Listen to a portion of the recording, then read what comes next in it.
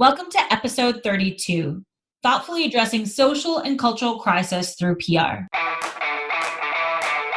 Welcome to the PR Playbook podcast with Ranjini Joshua, the only podcast that teaches you how to strategically navigate the world of public relations and social media and grow a powerful brand. Hello and welcome to episode 32. Today I have the pleasure of interviewing Mike Johns, founder at Digital Mind State, a creative marketing agency based in Hollywood, California. Hi, Mike. Thank you for joining me today on the PR Playbook podcast. Thank you for having me. How's everybody doing? Good. You know, as good as can be expected with the social and medical climate. Yes, indeed. Yeah. So I thought it would be really interesting. I mean, I think a lot of brands have been tiptoeing around the topics that are top of mind lately.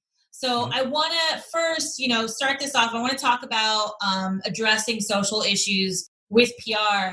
But first, I'd love to talk about a little bit more about your background so we can get a little bit of behind the scenes look at who you are and understand your role kind of in marketing and media. Absolutely. So Digital Mind State, we're a creative agency that focuses in on both small and large organizations in terms of furthering growth and development, activations. We specialize in working with startup operations. And then with established businesses, the name of the game for us is tech is only as good as the people that use it. And we sit at this intersection between technology and entertainment. We really have a solid footprint there. And that has expanded even further in terms of education, as well as working with establishing smart cities. So we have our hands filled, but it starts off heavy in terms of entertainment. So again, we sit at that intersection between tech and entertainment. And because of that and the dynamics of what we do, that has spiraled into other arenas such as education and then working with smart cities. Yeah, no, I think actually, you're talking about entertainment, and I think that is a catalyst and an area, especially for today's social discussion, especially like in the hip hop industry and other entertainment areas where you see a lot of mixed cultures. I think one of the things that is really important today, and this is for tech brands, entertainment brands, any lifestyle brands really, is how to mindfully consider social climate while you're doing PR and marketing. Do you talk about it? Do you not talk about it? We've seen a lot of media and consumer brands take a stance on today what's happening in the media. And I guess I wanted to talk more about how do you determine what's the right approach for your brand and what you should and shouldn't say, when we're rethinking our marketing plans when big news hits, like things like George Floyd. And I mean, there's so many things I can think of right now, but what should brands think about when they're thinking about becoming a little bit more socially conscious and fitting their messages to what's happening in the news? Absolutely. That's a good question. In these times, I look at the world as, and I've been preaching this, once upon a time it was BC stood for before Christ and AD was the year of the Lord. Well, that's now been remixed to BC stands for before coronavirus and AD is replaced with AC, meaning after coronavirus. Yeah. And in these times, I think the two mother pearls of them all is how authentic are you and are you trustworthy? To me right now, trust is the new gold. As we're looking at it, we're in a time where I think polls have it. If you look at millennials, their trust with government, their trust with the police, this has been shattered, right? And it goes well beyond just the millennials, but that trust factor is the new gold. Being authentic, and this is what I say, especially as we talk about, these times and looking at Black Lives Matter. If you didn't have a message that was in line with Black Lives Matter, and now you jumping on the bandwagon, your customers can see that. Or I like to say the people formerly known as the customers. because now with data at their fingertips, you can kind of now even make a judgment call yourself. That's not, I didn't know Crest toothpaste like that. Now they're involved in social activism. Right. That's kind of interesting. When did that happen? So you want to be mindful to answer your question, how authentic are you being with the message? What is the truth in that message? And how is this also, how is this being aligned with the word trust? Because again, trust is the gold. Yeah, absolutely. I mean, I've seen, I mean, obviously, I feel like Nike is a, obviously a cultural icon. And so Yes. they're obviously commenting on it. They're winning right now, right? Totally. They're totally winning. They're the best example that we have. And I mean, there's some others that could actually come into line. But when I said Crest toothpaste taking a role in activism, I just use that as an example. But when you throw Nike, so if they decide to take on Black Lives Matter or domestic violence, abuse against women, well, it makes sense because they've already had a social presence, right? So Right. the authenticity is already checked. Yeah, absolutely. I mean, I think, yeah, exactly.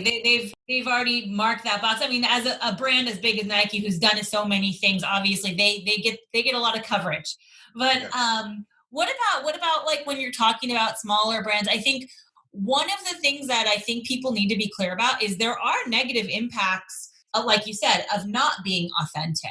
Mm-hmm. And I don't, and especially with us working with startup companies, you Yes. don't want to make that mistake, because the VC that you talk about, and this is actually kind of leads into another kind of funding question, but the VCs that you're talking to, the investors that you're talking to, how that all the messaging that you put out plays into the way they see you as a potential investment, a Yeah. brand.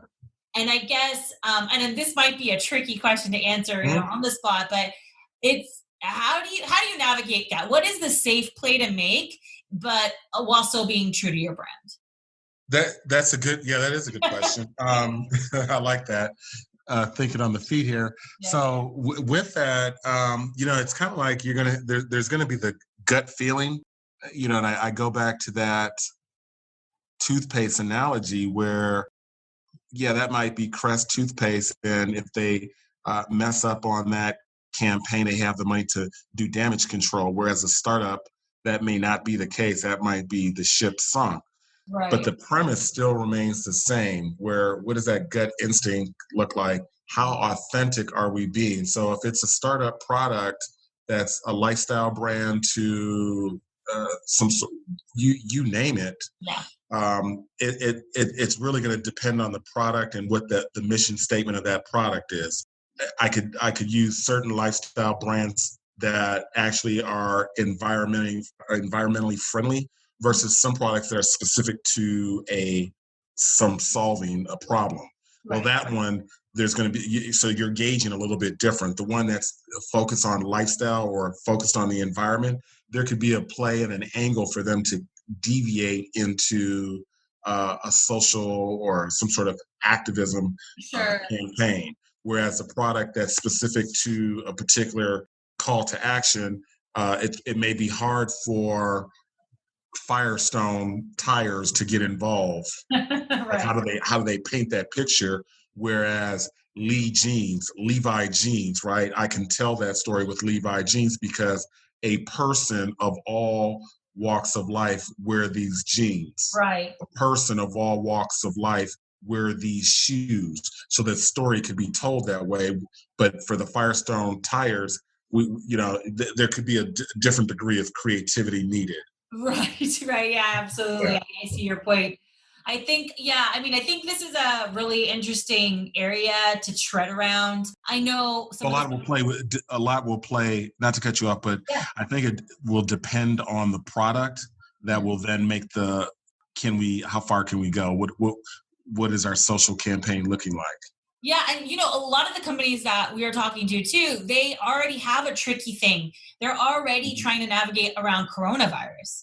And we were already navigating product launches around this, this epidemic or pandemic that's, plagued the entire world. now we have this new element, and it's not new, I guess it's just an element that's been highlighted and risen up. And so now everyone's trying to figure out, okay, where do I play in the coronavirus thing? Where do I play in the social conversation? And, Right. and people are still, I mean, this happens to everyone. And this is what we call, newsjacking, right? Mhm. In PR is like they try to piggyback off what's going on in the news. And I feel like there's like a proper way to do it. And like you said, maybe the thing is this authentic to your mission, values, your brand statement overall? Right. Have you guys had to have any kind of adjustment? Like how have you, and I know you guys have done you guys do a lot of creative work, like you said, in the entertainment space. Hmm. How have you at Digital Mindstate incorporated today's current events into your business or into the way you guys work or into your creative outlets for your clients? Have you had to do that for anyone? Yeah, absolutely. So there's a couple of things that I'll say here to your last comment. I'll start with newsjacking. I love that phrase, newsjacking, and I almost look at that kind of like it's no different than when I'm sure your listeners have heard of P. Diddy or Sean Combs. Sure. And when he came on the scene, what was he known for? What was he scrutinized for? Right. Sampling. Yeah. Sampling is newsjacking. And all of a sudden, sampling became its own art form. And I Right. look at, when I look at newsjacking, I think it goes hand in hand with the times that we're in. And it's already cemented by what King Solomon already said. There's nothing new under the sun. If Donald Trump does X, Y, and Z, CBS and NBC and ABC, the traditional outlets, they're all reporting on the same thing, just in the so-called old school traditional formats. Sure. The new school version of that is someone taking what you did and spicing it up that fits the bill for the audience that they're going for. And so Sure. that's where I look at sampling, where it's like to a different audience, sampling might be like, what the hell is that? That's not even music. To someone else, like, hey, there was actually some creativity in this. Creative genius that went behind that. Yeah. You've created something new.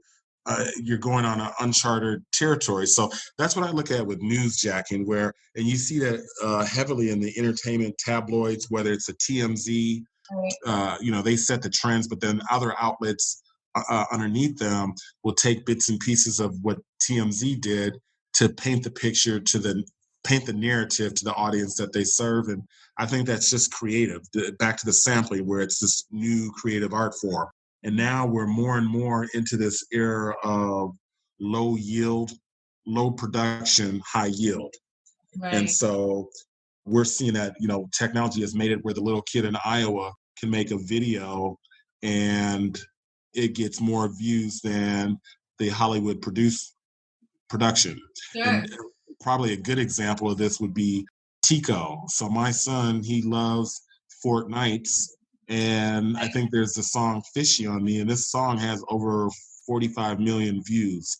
And it played in this game, Uh-huh. and the guy made other songs. All of his songs are in the million, and yet the average singer doesn't have these type of view counts. Right. Yeah. I mean, I've never heard of this person. Yeah. So it's like if you type in YouTube and just type in "fishy on me," it's like the song is the words don't even make sense, but it's so catchy. But that's a Oh, part of this low production, high yield, and the high yield is when you see the view counts, and right. that's we live in a likeonomics society. So I like your that. worth is based, yeah, your worth is based on the likes. You can tell a lot about the brand based on the likes. Sure. At least on the superficial surface. Right. Right. Yeah. I mean, that's a really good point. That's crazy. Yeah. It's kind of like it's a new world. Yes, yeah. To your point, that is the subject here. It is a new world. Newsjacking wasn't done in the eras of Walter Cronkite or Diane Sawyer and all them. That's a new thing has emerged, and I think I support it. It's being as creative as possible in that space. Do you think there's any times where, or I'm sure there is, but what do you think are times where people should refrain from newsjacking?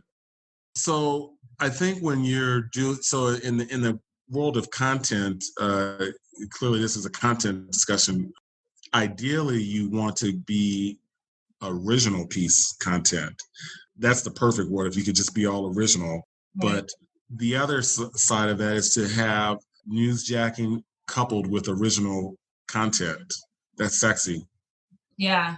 So I think that it's a balance, and the newsjacking becomes original, right? It actually becomes that this is a part of the creativity. Those Right. people there reported the news. I jacked the news, put a different twist to it. Then it becomes this original piece to the viewer's eye, and you couple that with very original pieces. There's a remedy to that. Right. That's a solution. That's a part of the new world that we're in. And TMZ is a great example of this. Yeah. TMZ has ushered in a new world. I mean, I think what I'm hearing from our conversation today is creativity. Content is king used to be the big thing. And I think now it's creativity is king. It's a combination of content, entertainment, authenticity. It's getting complicated. It's very complicated. I mean, when we look at any one piece of content, I'm dealing with clients that we can repurpose old content. So some of the comedians that we work with, we're literally just, rather than them create new content, let's repurpose some of the old, monetize that. So when you look at content offering, you have to look at what vertical you're going on and what other verticals can you go on. And that's just in terms of content creation to distribution. Then there's the content promotion. So that same long form content, I could make a short form of that and distribute it on various pipelines, be it Instagram. I can make a shorter version of that if it's a podcast, and hey, I'm going to make an audiogram. Right. So this is where it gets very sophisticated, because the methods of madness for social media platforms such as Instagram has a different dynamics than a LinkedIn, than a Twitter, than a TikTok. So that's an important piece to have mastered. That's an important piece to master in terms of social promotion, just as much as the content and where this content, the content distribution is going. Okay, so I feel like, based on what you're saying, what really you need to do is kind of figure out what strategic content is going to fit you best, and then be able to chop it up a little bit for different things. So what do you think maybe as a takeaway today is maybe the single one or two, I guess single or double, most important things when you're creating or deciding to create some kind of content? What is really the one or two best tips that you can give for what they should be considering before they go into this? Oh, absolutely. That's a good question. Here's your answer. Who is your audience and why? And then if you're really business savvy, who is your advertiser and why? Those are the two questions. That's the game right there. I could drop the mic on that. Okay. And it's such a basic question that forces you to think, because you almost think that, hey, I build and they will come. No, who is your audience? Point to your audience, identify your audience. It might be in your head, but you have to spell that out. And then who is your advertiser, and the why? Why are they watching? Attention is the new currency. And in this attention economy, you need to clearly spell out why are they going to watch your content, or be moved by your content. Well, why are you worthy of me watching your content is what should be asked, followed by who would advertise with me? Right. Yeah, no, that's really good. I love that. Intention is currency. Yes. That's really important to take away from this. So that's really cool. Thank you. Okay, so I think we could have covered a few different topics. I'm sure we can keep going, but we want to keep this short and sweet. Thank you again, Mike, for joining us today. If you want to get in touch with Digital Mind State, can you give us a quick shout out where they can find you? Yeah, absolutely. We're available online, digitalmindstate.com, or you can find us on LinkedIn. I have my bias with social media. Like another conversation. It's almost in the conspiracy realm, but if you want to get in touch with me direct, you can find me also on LinkedIn. That's an arena that we do play in. Yes. So because we're a creative agency, we tend to operate a little bit in stealth mode. We're behind the scenes. So we don't really have too many of the social media plugs, but we are on LinkedIn. Awesome. Okay. Well, just remember, I think one of the big takeaways from today was if you are going to be part of a social conversation, make sure it's closely aligned with your brand vision and your message so it's authentic. And also, be more creative with content. I think, again, attention is currency. So I think I love that. That definitely should be something that we keep in mind as we're creating content moving forward. And I know sometimes we can kind of. I would even add to that. I'm going to add to that phrase since you're using it. Attention is the new currency. Eyeballs are the distribution. Got it. Yeah. And that's what, as a content creator, one should think, so there's a couple of things that you're thinking of. One, who's the audience and why? Who's the advertiser and why? When I'm creating this, how will it get from the creation to go viral? What are the mechanics? How do I always look at artists, especially with music videos. Now that you create the video, now what? How do you go from 1 view to 10 million views? Have you thought about that? And I don't think it needs to be complicated either, right? Like it's very direct. It's just answering those simple questions and then sticking to them. Absolutely. That's right. Awesome. Well, if you guys want to talk to Digital Mind State and his team, we will have the contact information in our show notes as usual. Of course, we can please send questions and suggestions to podcast@thesilvertelegram.com. Thank you so much for listening and have a great week.